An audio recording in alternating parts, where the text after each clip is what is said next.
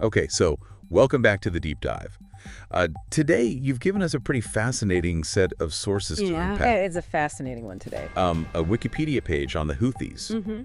an Al Jazeera report that goes Yeah. into detail about these U.S. airstrikes that just happened in Yemen, Right. and also a Reddit thread discussing those very strikes. Always love a good Reddit thread Always good, yeah. to get a sense of what people are thinking. Exactly. Yeah. We always like to see what's, what the temperature is out there on the internet. Absolutely.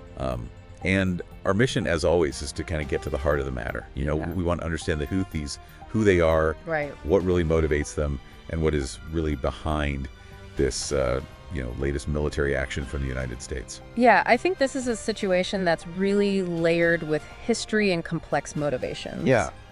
So I think taking our time and kind of unpacking this together is going to be really useful. Absolutely. Yeah. So let's just start with kind of the fundamentals. The Houthis, who you'll also hear referred to as Ansar Allah, are a political and military organization that's rooted in Zaidi Shia Islam. Okay. They emerged in Yemen in the 1990s and have since become like a central force in the country's ongoing and very complicated civil war. Yeah, and it's been going on for quite some time now. Yeah, a long time. So it's good to look back and see how they've kind of become such a major player. Yeah, so what's really brought them into the headlines immediately are their threats to resume attacks on ships in the Red Sea that have links to Israel. Right. Now this, as we understand it, is a direct response to what they see as a complete blockade of the Gaza Strip, a blockade that's now in its third week, incredibly, Yeah. despite a ceasefire being in place. Yeah, it's a tenuous situation, to say the least. Very much so. And the Al Jazeera report actually highlights that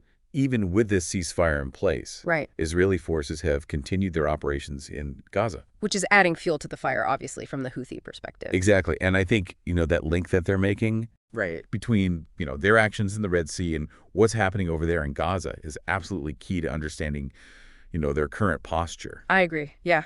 They're framing these maritime threats as a direct consequence of the events that are happening there and the humanitarian crisis that's unfolding. Absolutely. And it plays into their broader narrative of supporting the Palestinian cause and resisting what they see as Western and Israeli aggression. Exactly. And the U.S. response to this has been significant. Yeah. The airstrikes were pretty substantial. Yeah, the Al Jazeera report states that these airstrikes, which happened just this past Saturday on March 15th, 2025, resulted in at least 23 deaths in Yemen. Wow. So that really brings home the human cost and the stakes involved here. It does indeed. And it underlines the seriousness of the situation and the potential for further escalation. Yeah, so to really kind of graph why this is all happening right now and what might come next, I think we need to delve into who the Houthis are as an organization. Okay, sounds good. Let's do that. So the name officially is Ansar Allah, which means supporters of God. Right. You'll hear them called the Houthis a lot. And that comes from the fact that they are predominantly Zaidi Shia, with their leadership historically drawn from the Houthi tribe. It's a family affair in many ways. Yeah, yes. So the current leader is Abdul Malik al-Houthi. Right.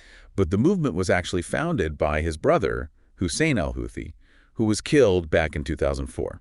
Interesting. So that family lineage seems pretty important, doesn't it? Yeah, I think it provides a sense of, historical thread and continuity and, shared identity for the movement, Yeah, a sense of legitimacy, too. Yeah, it's not just some, flash-in-the-pan organization. Exactly. It has roots. Deep roots. Now, one of the first things that jumps out at you Right. when you go to their Wikipedia page Yeah. is their very direct political slogan. Yeah, I noticed that, too. It's pretty in your face. God is the greatest, death to America, death to Israel, curse be upon the Jews, victory to Islam. Wow, yeah. That's a powerful statement. Yeah, it's stark and it's powerful. It really sums up their core ideology. You see elements there of Shia Islamism. Right.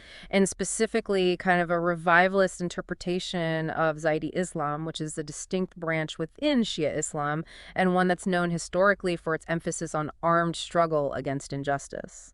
I see. So they really believe in fighting for what they believe in. Absolutely. It's a core part of their identity. And then there's also that influence from communism, right? Right, exactly. Communism, which is the political ideology of Iran's Ayatollah Khomeini, which really emphasizes the role of religious leaders in political affairs. So for people who aren't familiar with communism, can you break that down a little bit? Sure. So communism is essentially the ideology that shaped the Islamic Republic of Iran.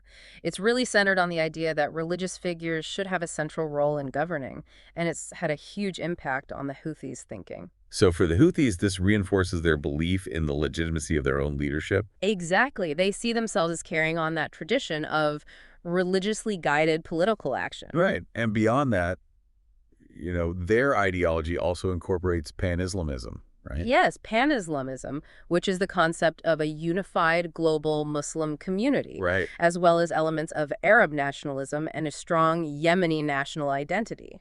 Okay, so they're really kind of tapping into these different layers of identity. They are. They're very good at weaving these different strands together to create a powerful and appealing message. Okay, and they also present themselves as a populist movement, right? Yes, claiming to represent the interests of the marginalized within Yemen. Okay, and interestingly, they also claim to support unity between Shia and Sunni Muslims. Right, although that's obviously a point of considerable debate given their actions. Yeah, this is definitely something to keep an eye on. For sure. So the Wikipedia page also mentions anti-imperialism, anti-West sentiments, and then some, deeply troubling aspects like anti-Semitism, Yeah, anti-Zionism, right. and discriminatory views against Baha'is and the LGBTQ+ community. Unfortunately, those elements are all too common in these types of movements. It really kind of, paints a picture of their worldview. Yeah, it helps us understand what drives their actions both within Yemen and in the broader region. Right, and their anti-Western and anti-Israeli stances in particular are what align them with this so-called axis of resistance, right? Exactly, that loose coalition of anti-Israel and anti-Western groups in the Middle East that's largely supported by Iran. So understanding that affiliation helps explain their focus on Israel and its allies. Oh, I agree. It gives us a framework for understanding their regional ambitions. So moving on to who backs them. Okay. The Wikipedia page clearly identifies Iran as their primary state sponsor. Right. Iran has been a key supporter of the Houthis for quite some time. Yeah, and as we said, they're a key component of this Iranian-backed axis of resistance. Absolutely. There's also mention of alleged support at various times from countries like Syria, North Korea, Oman, Oh, wow. which Oman has denied, Okay. Libya, and even claims of Russian and Chinese backing. It's interesting how their network of support has shifted and evolved over time. It really is. So the support from Iran seems to be the most consistently reported and significant. Yes, I would agree with that. It provides the Houthis with crucial resources training and likely the advanced weaponry that has allowed them to project power far beyond their traditional areas of control. Right. And the alleged support from other actors is less consistently documented Yes, much more murky. and more open to interpretation. Right, we have to be careful about drawing firm conclusions without solid evidence. Exactly. And then on the opposing side, Okay. the list of their enemies is quite long. Yeah, they've made a lot of enemies. It includes the internationally recognized Yemeni Presidential Leadership Council, Right. Saudi Arabia, the UAE, and of course the US and the UK, Obviously. as well as Israel, Of course. and various non-state actors such as the Southern Transitional Council, Interesting. and at times even groups like Al-Qaeda and ISIS. Wow, so they've even clashed with some pretty extreme groups. Yeah, it really paints a picture of this, deeply fractured and multi-sided conflict. Absolutely. The situation in Yemen isn't a simple two-sided fight. It's a complex web of competing interests and alliances, often with overlapping and conflicting regional and international support. And the Houthis' designation as a terrorist organization is also a significant factor. Yeah, that definitely complicates things. Several countries, including the US, though this has been reversed and reinstated, Okay. Yemen, Saudi Arabia, the UAE, Australia, New Zealand, and Canada have labeled them as such. Right. And the Wikipedia page notes that the U.S. actually removed the designation briefly in 2021 under President Biden Interesting. due to concerns about hindering the delivery of humanitarian aid. So it was a humanitarian decision, essentially. But it was redesignated again in January 2025. Wow, so it's been back and forth. Back and forth. That back and forth really highlights the delicate balance between recognizing the nature of their actions and the potential humanitarian consequences of such a label in a country already facing a severe crisis. It's a complex calculation with significant implications on the ground. Yeah, it definitely is. Okay, so now we have a better understanding of who the Houthis are ideologically and, who their allies and adversaries are. So now let's actually dive into their actions Okay, let's get into the nitty-gritty. and what they're capable of. Right. The Wikipedia entry details their emergence as an opposition force to President Ali Abdullah Saleh, Right. accusing him of corruption and being too closely aligned with Saudi Arabia and the U.S. Classic grievances against the established order. Yeah, and they adopted that, death to America, death to Israel slogan back in 2003. Right. A move clearly influenced by Hezbollah's rhetoric. That makes sense given their shared ideological leanings. Yeah, so their initial grievances were largely domestic, right? Yeah. Yes, centered on issues of governance and the perceived marginalization of the Zaidi community within Yemen. So they were really concerned about their own place within the country. Precisely, they felt excluded from power and influence. Right. But the adoption of that powerful anti-Western and anti-Israeli slogan, it marked a significant shift for them. It did. It broadened their focus and aligned them with other regional movements that share similar sentiments. Right. So they've been engaged in armed conflict with the Yemeni government since 2004. Yeah, a long and bloody conflict. And in 2014, they really demonstrated their strength by seizing control of northern Yemen, Right. including the capital city of Sana'a. That was a major turning point, wasn't it? Huge. It demonstrated their considerable military capabilities and their ambition to become the dominant political force in Yemen. It fundamentally altered the landscape of the conflict. Yeah, it really did. So now getting to these recent Red Sea threats, Okay. we need to look at how their naval warfare capabilities have evolved. Right, because they weren't always this sophisticated, were they? No, they weren't. The Wikipedia page points out that initially their maritime attacks were pretty rudimentary, Okay. often involving just rocket-propelled grenades fired at ships near the coast. Some kind of hit or miss. Yeah, but they've clearly developed significantly, They have. largely due to the support they received from Iran. Iran has really been instrumental in their military development. Yeah, so we're now talking about sophisticated anti-ship missiles, waterborne improvised explosive devices, and naval mines. That's a significant upgrade in their arsenal. And the alleged role of Iranian intelligence ships, like the Saviz and now the Bishad, Right. in providing targeting information seems to be a critical factor in their effectiveness. Yeah, that intelligence component, knowing the location and movement of vessels, is absolutely vital for their targeting strategy. So this isn't just random firing. No, it's much more calculated than that. There's likely some intelligence involved. Absolutely. They're using intelligence to guide their attacks. Yeah, and it's not just naval power we're talking about. Right. Their missile and drone capabilities are also pretty impressive. Yeah, they reportedly acquired weapons from government stockpiles and have received smuggled weapons, including missile components, Wow. from Iran's Quds Force since 2015. So they've been getting a lot of help from Iran. A lot, and they've even developed their own missiles and drones, with some reports suggesting the use of North Korean technology and similarities to Iranian hypersonic missiles. Although the Pentagon has disputed that hypersonic claim. They have. But regardless, their reach has clearly expanded. It has significantly. So unfortunately, we also need to address, these very serious allegations of human rights violations. Yeah, that's a dark side of this conflict that can't be ignored. Now, it's documented on their Wikipedia page and by numerous international organizations. These include deeply troubling accusations of targeting civilians. Which is a war crime, of course. Yeah, the use of child soldiers, including girls as young as 13, which is just horrifying. That's absolutely appalling. Hostage-taking, diverting crucial international aid, and the abuse of women and girls, including sexual violence and forced marriage. It's a truly horrific situation. Yeah, as well as documented abuse against LGBTQ+ individuals and migrants.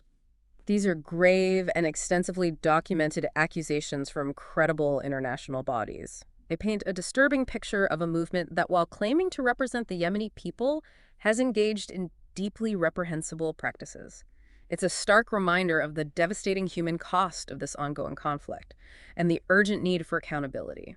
Yeah, and this also likely plays a role in, their international isolation and the designation as a terrorist organization by several nations. I would agree with that. Their actions have consequences, and their human rights record has severely tarnished their image on the world stage. So now let's circle back to the immediate cause of these recent U.S. airstrikes. Okay. And the context surrounding them. Right. The Al Jazeera report emphasizes that the Houthi threats to resume attacks on Israeli-linked ships are directly connected to what they call the total blockade of the Gaza Strip, which, as we've noted, has been ongoing for 3 weeks, despite a supposed ceasefire. Right, and the situation in Gaza remains extremely tense. It does, and on the very same day as the U.S. airstrikes in Yemen, Israeli forces continued their attacks in Gaza, resulting in the deaths of at least 9 people, including aid workers and journalists in Beit Lahia. Wow, that timing seems significant. It does, yeah. So the Houthis are strategically linking their actions in the Red Sea to the conflict in Gaza. They're trying to portray their threats as a direct response to the suffering of Palestinians and to garner support within the region. Yeah, and the continued violence in Gaza, even during a ceasefire, provides them with a narrative to justify their renewed threats. Absolutely. It feeds into their propaganda and helps them rally support for their cause. So the Houthis themselves, through their Al Masirah TV, reported that the U.S. airstrikes hit areas in Sana'a and Sada, causing casualties that reportedly included women and children. Oh, that's terrible. And their immediate reaction, as quoted in the Al Jazeera report, was a defiant statement that this aggression will not go unanswered, and that they are fully prepared to confront escalation with escalation. That certainly sounds like a dangerous cycle we could be entering. Yeah, it really does. So the Houthis have demonstrated a clear willingness to retaliate in the past. They have, and their rhetoric suggests they're not backing down. And any escalation in military action carries a significant risk of a broader and more protracted regional conflict. It does, and the potential for unintended consequences is high. So turning our attention to the Reddit thread titled, "Trump Orders Large-Scale Military Strikes Against Yemen's Houthis." Okay. It offers a really interesting glimpse into public reaction and speculation. Yeah, people are always quick to share their thoughts online. Yeah, there's a discussion about how this new U.S. action under President Trump might differ in scale and scope from the previous more targeted approaches under President Biden. Right. There's a lot of speculation about what Trump's strategy might be. Yeah, specifically mentioning operations like Prosperity Guardian and Poseidon Archer, Okay. which were characterized as more defensive or limited offensive strikes. So a more restrained approach. Yeah, some users are speculating that this new operation could be more sustained and less constrained. Which could be very worrisome. Yeah, particularly given reports of airstrikes targeting the homes of Houthi leaders. That's a significant escalation, if true. It is. So the change in U.S. administration often brings with it shifts in foreign policy approaches. It does, and the Reddit thread certainly reflects that uncertainty and the speculation surrounding a potentially more assertive stance. The perceived shift from more limited defensive actions to potentially broader, more offensive strikes is a key point of discussion and concern for many. Right, and there are also some significant concerns being raised in the Reddit thread that mirror some of the broader strategic questions surrounding this conflict. Like what kinds of questions? Well, people are questioning whether bombing campaigns alone without ground troops can truly be effective in neutralizing the Houthis. It's a valid question. Air power alone has often proven insufficient in these types of conflicts. Yeah, there's also deep worry about the potential for increased civilian casualties, a very real and tragic possibility given the history of the conflict and the reports we've seen. Of course, the human cost of war is always a major concern. And as well as, the wider geopolitical implications, particularly how Iran might respond. Right. Iran's reaction is a major wild card in this situation. And the impact on the already catastrophic humanitarian situation in Yemen. Yeah, the humanitarian situation in Yemen is already dire, and any escalation of the conflict will only make things worse. So one Reddit user made an interesting point. Okay. They noted that Houthi attacks on shipping had actually ceased since the recent Gaza ceasefire. Really? So they were holding back? Yeah, and that the threats were only to resume those attacks. Interesting. So the timing of the U.S. airstrikes seems even more questionable. It does. Another user highlighted President Trump's justification for the strikes, which cited attacks on U.S.-flagged vessels, even though the last publicly listed attack was prior to his inauguration. Oh, so there's some discrepancy there. Yeah, and a reported decrease in Red Sea shipping traffic. So it sounds like there might be more to the story than we're being told. Yeah, this raises questions about the specific timing and stated rationale behind the scale of the U.S. response at this particular moment. It does. The justifications provided for military actions are always subject to scrutiny and interpretation. The Reddit thread highlights these discrepancies and the differing perspectives on the events leading up to the U.S. strikes. The fact that Houthi attacks had paused raises legitimate questions about the urgency and necessity of such a significant military response at this specific time.